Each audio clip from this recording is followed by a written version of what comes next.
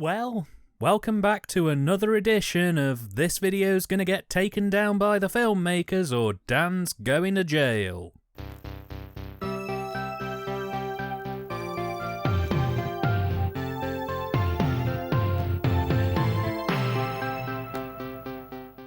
White Glove Massive is a 2017 independent feature that has literally had me agonising over my keyboard for the best part of half an hour as to where I even begin with this one.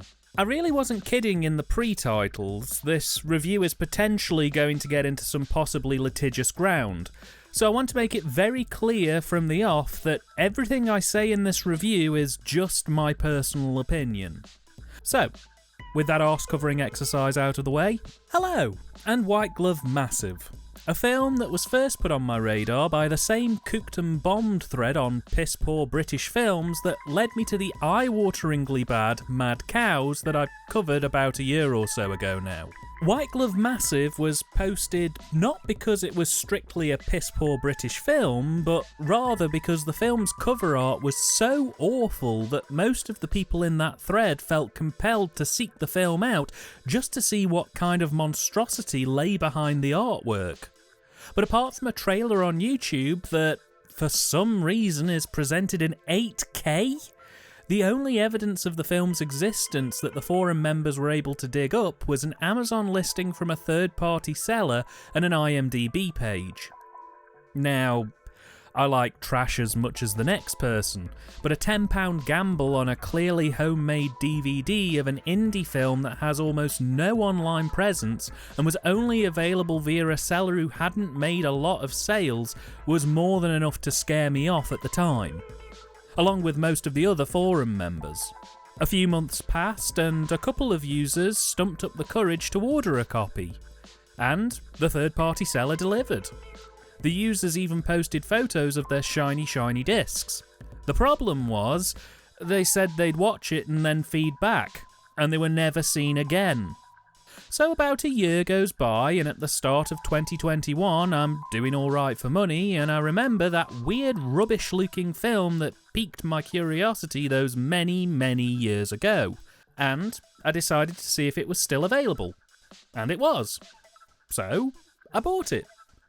Little did I know that this single action would be the start of one hell of a rabbit hole. So about 3 weeks after I placed my order, I'd heard nothing. No dispatch, no contact, nada.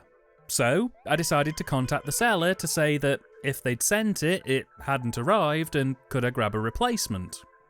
They got back to me apologising for the delay, confirming they'd shipped it about a week or so prior and they forwarded the details of the shipment to me. And this is where things started to get weird. Now, White Glove Massive is clearly a British production. It's an all-British cast shot from what I can best guess is in and around the suburbs of London.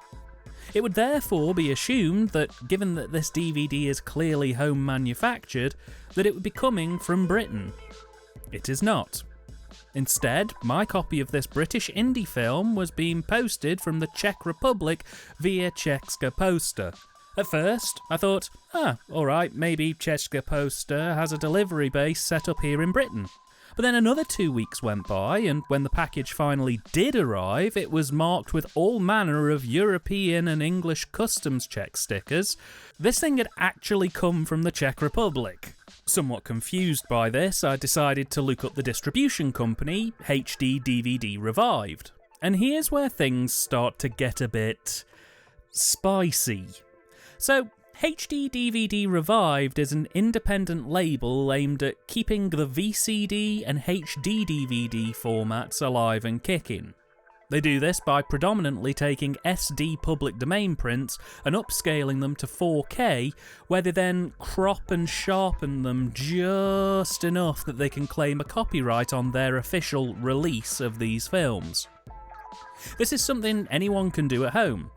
Public domain laws mean that as long as you can claim you've altered the film just enough to make it noticeably yours, you can copyright that iteration of the film and utilise it however you want. On the website, there are dozens of public domain movies, from The Affairs of Cappy Ricks to Carnival of Souls. Almost all SD prints, all upscaled to 4K, all copyrighted by slightly altering the look or frame to create unique versions. That aspect of the business, that seems above board to me. I mean, there are a couple of films in the listings that I'm a little bit wary about from a copyright standpoint. There were things like the satanic rites of Dracula and Harry Potter and the Chamber of Secrets, which may be a bit less easy to explain if they're not the official releases. Here's the unusual thing though. HD DVD Revived's online presence is a bit all over the place. Most of their social pages lead to closed sites or don't particularly lead anywhere specifically. But their YouTube channel does link to somewhere. It links to a YouTube channel called PC Guys Europe. And that YouTube channel is a bizarre mix of extracts from other low-budget indie movies, adverts for PC software and products that smell very heavily of spyware, and of note, a video featuring two gentlemen talking about the history of VCD formats. Also, after digging a bit further, apparently their main headquarters is based in Chicago, Illinois. And if you head to that address on Google Maps, you arrive at a Planet Fitness. The main customer service phone number too has been flagged up multiple times on Google as being a nuisance phone number, generally harassing people with telemarketing or trying to convince people to buy timeshares. Again, I'm not saying that's definitely the case, I'm just saying that this is what I've found online. Like I say, I'm not here to hypothesise, I'm just here to review a movie. This is just what I've found online. Anyway, enough of this bizarre and curious rabbit hole. White Glove Massive is a film that's trying very hard to be train spotting or human trafficking, only on a budget of what feels like £2.50 and with a lot less experience in terms of the cast and crew. The plot is frankly too messy to be able to coherently recount in order, so here's the best way I can describe it. The film's set in 1990, though rarely if ever actually looks like it is, and primarily follows Colin, a young man who's into the party scene in his neighbourhood. After a brief glimpse of Colin in school, we then flash forward to a grown-up Colin and his friends heading to a house party. And it's here that we're introduced to Lenny, a chap with a serious gambling problem who'll pretty much start the ball rolling on the main beats of the plot. So Colin gets wrecked at the party and ends up sleeping in, which in turn makes him late for work. This isn't the first time, and the owner of the garage who Colin works for decides enough is enough and lets Colin go. After a brief heart-to-heart with Lenny, Colin decides that he needs to sell some of his stuff to a pawn shop to make a bit of cash in order to get by. The pawn shop people fob him off with an insultingly low price, so Colin goes to gamble a bit to see if he can make the money that way. He loses badly, and so returns to the pawn shop to cut his losses. Lenny then asks Colin to help him out later that night, but he's a bit vague on details. It turns out that Lenny is in a bad place financially too, and he plans to rob his brother's arcade to get back on his feet. And he wants Colin to act as lookout. Colin refuses, but eventually gives in. However, while they're trying to escape with the money, they get stopped by a pair of plainclothes policemen, who take them straight to Lenny's brother, who bails them out by saying he'd asked them to go and get his money before waiting for the police to leave and then smashing Lenny's head in. Now, everything you've been told about this film up to now? Yeah, forget it, because none of that's actually relevant to the main plot from here on in. Yes, this film spends roughly 25 minutes of its opening runtime setting up a scenario that literally goes nowhere and then drops the floor from under you guys by effectively restarting the film. So, Colin goes to meet a couple of drug dealers called Smiley and Flinty. They're both Cockney wide boys in every sense of the word, and when they're not wheeler dealing, they're getting high as a kite on their own merch. Smiley and Flinty are in the market for a squat. Basically somewhere to lie low for a few weeks, do some drugs and have a good time. So the gents head down to the canal, where they meet a man in a bad wig who tells them he can hook them up with a place. Flinty then goes to the pub, where he meets a girl called Cheeky and a somewhat posh, plummy boyfriend. Cheeky fancies Flinty, Flinty fancies Cheeky, and the boyfriend's totally oblivious. This scene goes on for ages, and if you think this is going to work its way into the main plot, you'd be wrong. Oh, don't get me wrong, they do turn up a little bit later in the film, but they turn up basically so that Flinty can shag Cheeky off screen, and that's about it. So, after the pub, the gents get the call that a squat's been found and they head out that night where Badwig Canal Man breaks them in. They set up shop, and this is effectively the start of the second act, which basically consists of them chatting shit in a squat while getting high, attending an Arsenal away game, and there's a very brief scene where we're introduced to a woman called Wizzy Brenda, whose son Daniel will play a key part in the third act of the film. After some more squatting, we then jump forward about 6 weeks, and at this point I got a little bit confused. So, to the best of my understanding, they very quickly mention in passing that they've been kicked out of the squat they were in, and they're now squatting in Flinty's grandma's place while she's away. The gang are now decidedly thinner on the ground than the start of all this, but they're still getting high and having a laugh. Smiley tells a story about how him and his mates raided a yuppie's house for drugs and jewellery a few years ago, and then they all drop acid and Colin gets the fear, and it's here that the film enters its final act. One of the gang mentions that they've recently learned of a nonce barrister. He picks up underage rent boys for nefarious purposes. The gang see this as a great opportunity to do a bit of the old robbery. So, using Wizzy Brenda's son Daniel as bait, they lure the barrister into a false sense of security with the promise of some noncery, before raiding his countryside estate, spiking him with acid, taking him into the back garden, trialling him for noncery, and then dumping him into a swimming pool. They then head back inside, presumably to rob the place. We don't see it, cuts away. And then the next shot is the gang waking up after a heavy night to more plainclothes policemen questioning them because the canal boat man has gone missing. And given everything Colin has been involved with, from assisted robbery to drug dealing and recreational use, actual robbery to literal murder, it was the police asking him about the disappearance of the canal boat man that was the stick that broke the camel's back, and he decides he's got to get out and get clean. And barring an epilogue that I won't spoil here, that's the movie. Well, I say that's the movie, that's the important bullet points of this movie. Because the script for this thing is a fucking mess. There's barely a 3-act structure here, in the sense that there's a clear beginning, middle and end, but that's about it as far as competency goes for this one. There is no plot structuring in this movie. The film regularly breaks off from the main plot to just suddenly explore some random subplot that doesn't connect into the main film in any meaningful way, and seemingly only acts to extend the film's runtime. There's a prologue at the beginning of the film set in 1981 that literally does nothing. It just exists. It's meaningless. It literally adds nothing to the main plot. There's a subplot involving a drug lord called Vinny that's mentioned about halfway into the film briefly, which is then promptly forgotten right up until literally 3 minutes off the end credits, at which point they suddenly bring the subplot back up in a monologue where they play up Vinny's involvement like he was a much beloved character who's been in the film the whole time, and not just a bloke who turned up in the middle of the film for 3 to 5 minutes and said fuck all. The film acts like I'm supposed to be all like, oh no, not Vinny. Vinny, who's only in the film for collectively 5 minutes and does literally nothing. Now, I haven't purposefully chosen to swerve the fact that this film is supposed to be super into rave culture. It's all over the promotional work for this film and has some very prominent moments visually in the film itself. But the actual rave culture element, it just isn't connected to the plot in any way.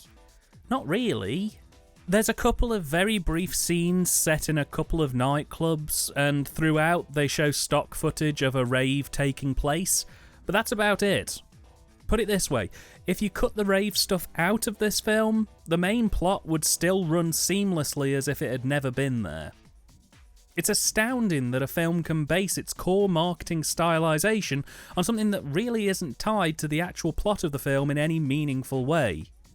Imagine if Jaws was solely marketed as a film about beach huts. That's what this film's done.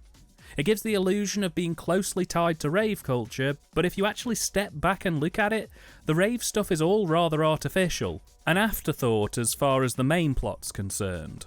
And as for the dialogue, oh no, just no, the dialogue is not very good.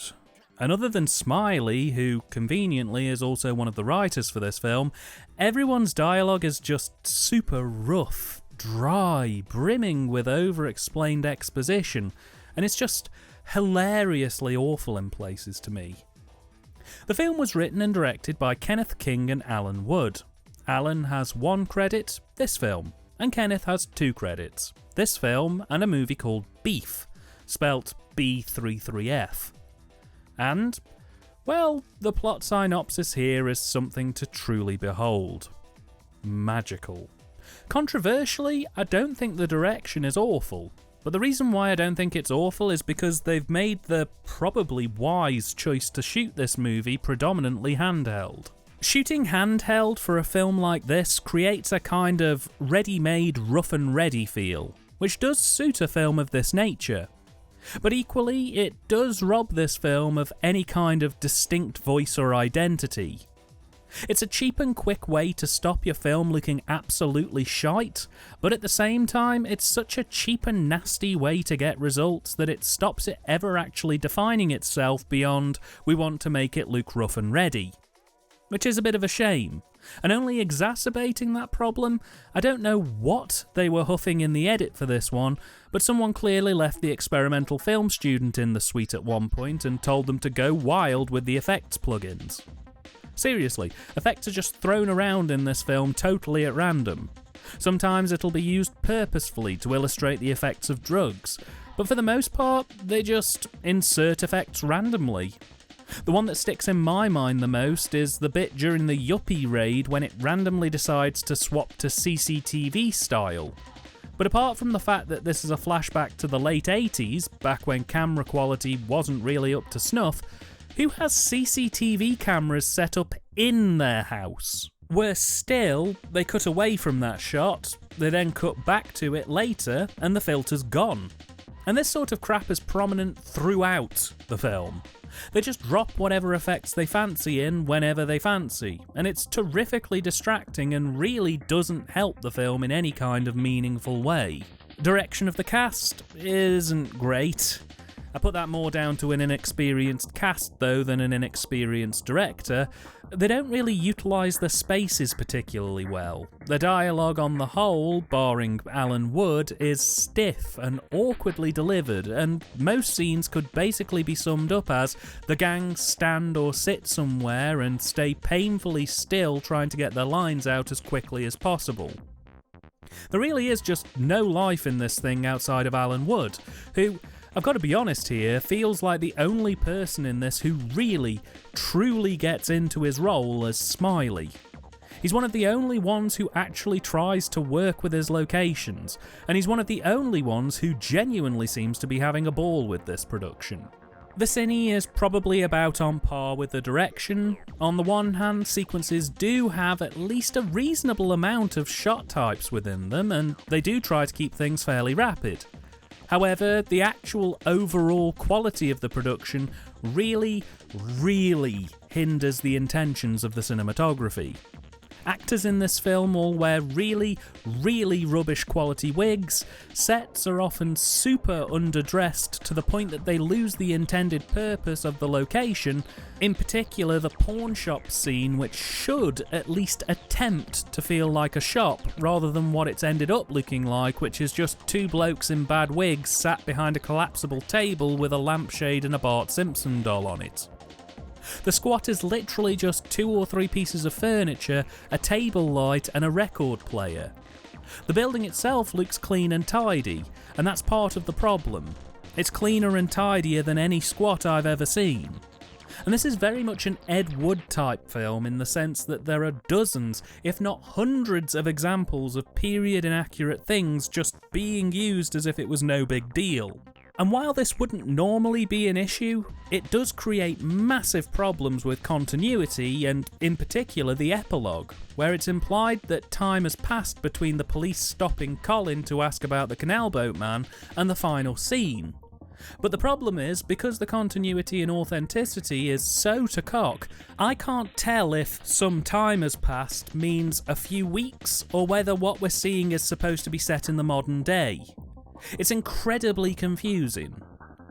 Equally, the decision to use coloured gels on the filler lights in some shots completely at random has totally dumbfounded me. I don't know why they've done that. If this film was more stylised or distinctive, it could have maybe been argued that it was trying to help with the stylisation. But they use the gels so scattershot, and the film is so not stylised, that it just resulted in me sitting there and every so often going, why is this set green, red or blue?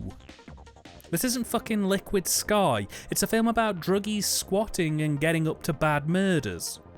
It was so bizarre. The performances in this film are a washout. Alan Wood is literally the best thing in this film, and here he's basically channeling his inner Tommy Wiseau. I mean it, he really gets into the role of a slightly threatening drug dealer. He's arguably the best part of this movie, though I do have to question why Alan wrote a scene in at the end of the film in which he gets to simulate sex with a semi-nude actress when all the other cast members in the film's sex scenes took place off-screen. As in, his sex scene is the only one they actually filmed. And he is the writer, so interesting. Everyone else is super dry, painfully dry. Dry to the point that it feels like they're reading cue cards. So dry. Student film dry. I mean, I like trash cinema, so this was kind of my jam. But yeah, the performances in this movie are bad. Finally, the soundtrack. It's alright. Reasonable quality. A mixture of original Rave-inspired compositions and royalty-free tracks, as referenced in the credits. There really isn't a lot more I can say about that.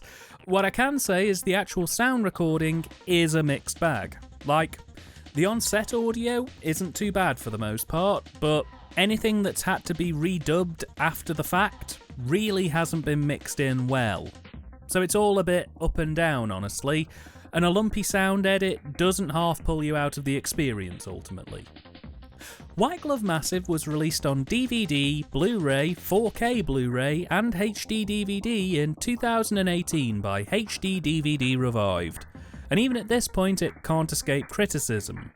For starters, I can't find any information on the BBFC website about this film being classified, meaning they've just shoved a certificate on it and shoved it out the door. Which, while that isn't a problem if they're self-distributing from their Czech Republic warehouse, it is a problem if they're selling on Amazon, as any film legally sold in the UK, even via Amazon, has to have a confirmed BBFC certification in order to be sold. As for the release itself, it feels cheap. It's a DVD-R printed disc with a cover made from basic printer paper. There's no extras on the disc, and to make matters even worse, the DVD opens with a good 3 minutes of adverts for suspicious software-based products that are also featured on the PC Guys Europe YouTube channel. Hell, it's even misleading in terms of the presentation information on the back of the box. It's listed as an action-adventure film, which it isn't. I'd say it was more of a drama. And it says it's presented in 480i 16:9, which it isn't. It's presented in 700x400 and it's progressive, not interlaced. If it was true 480i, it'd be 848x480 resolution. And the thing that keeps me awake at night? This is available in 700x400, 1920x1080 and 4K, but on YouTube, the trailer for the film is in 8K. But the actual film has never been available in that format. Why? In short, is there enough here to warrant a £10 price tag? Absolutely not. White Glove Massive is an entertainingly awful movie in my opinion. It's in the same camp as films like Nutbag, Robot in the Family or Demon Cop, and is quite possibly the most entertainingly awful British film that I have ever seen. The problem I have with this is, with Nutbag, Robot in the Family and Demon Cop, I never paid more than $5 for the privilege, and I was always pleasantly taken aback by how entertainingly awful they were.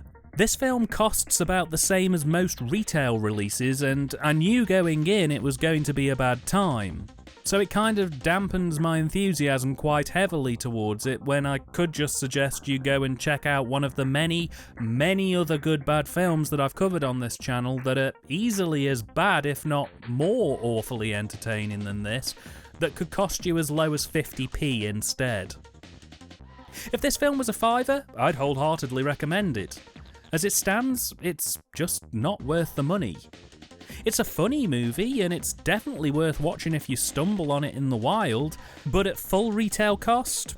No. No, I can't recommend this one for that. With a mesmerisingly awful script, Cinean direction that just about do the job but are ultimately soulless, performances that you could sand your banisters on, and a score that's predominantly royalty-free, not to mention the behind-the-scenes rabbit hole, the best I can say about this film is, if you can buy it as part of a group where everyone chips in £2 to £3, it could probably be quite an enjoyable evening. Otherwise, give it a miss, in my opinion.